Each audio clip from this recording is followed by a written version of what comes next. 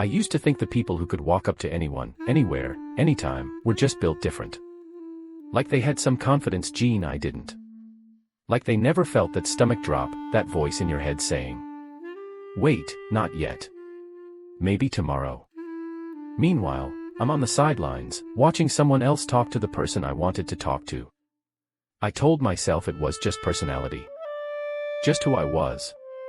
That was the most expensive lie I ever believed. Because the research doesn't say confidence is something you have. It says confidence is something you do. And approaching someone you like isn't a talent. It's a skill. With specific, learnable steps the human brain responds to every single time. Here's what actually works. Trick 1. Warm the interaction before it starts. This is something I never thought about until I read the research. Cold approaches fail more often than warm ones. Not because of what you say, but because of how sudden it feels. You're basically going from zero to full social engagement in 1 second. Psychologists call this social priming. The idea is simple. A small, low-stakes interaction before the real one changes everything. Make brief eye contact. Give a small smile. Acknowledge them in a subtle way. Let their brain register you as safe before you even speak. When I started doing this, approaches stopped feeling like interruptions. And started feeling like continuations. By the time I walked over, I wasn't a stranger anymore. I was already someone they'd noticed.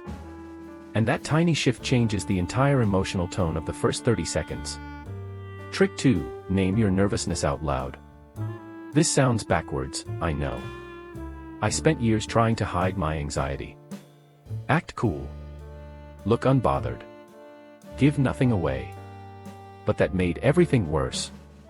Because hiding it took all my mental energy. And I couldn't actually be present. There's a psychological concept called anxiety reappraisal. Research shows that naming what you feel actually reduces its grip almost instantly. Something simple like, "I'll be honest. I almost talked myself out of coming over." That line does something powerful. It disarms the moment. It makes you human.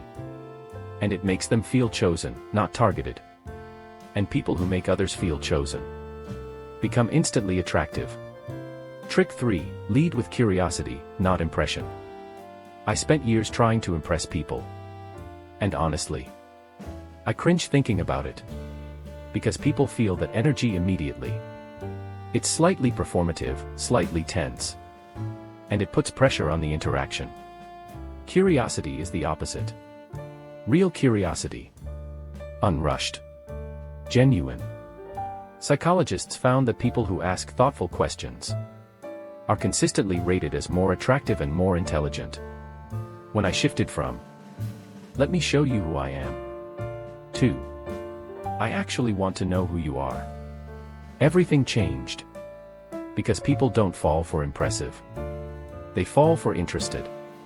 Trick 4. Use their name once. Simple. Underused. Extremely effective. Hearing your own name activates a deeply personal response in the brain. It signals recognition, safety, connection. So once you get their name, use it once. Naturally. Not repeatedly, that gets weird fast. Just once. That's actually a great point, Sarah. That single moment creates instant connection. More than most people build in an entire conversation. Final truth. Here's the truth I wish someone told me earlier. The approach isn't the scary part. The regret is. The version of you that walks away. Then replays it for days. That's what actually hurts. The conversation. It's just two people talking. Worst case. A polite exchange that goes nowhere. Best case. It changes everything. Some of the most meaningful connections in my life started with one sentence. One step. One moment of choosing discomfort. Instead of wondering what if.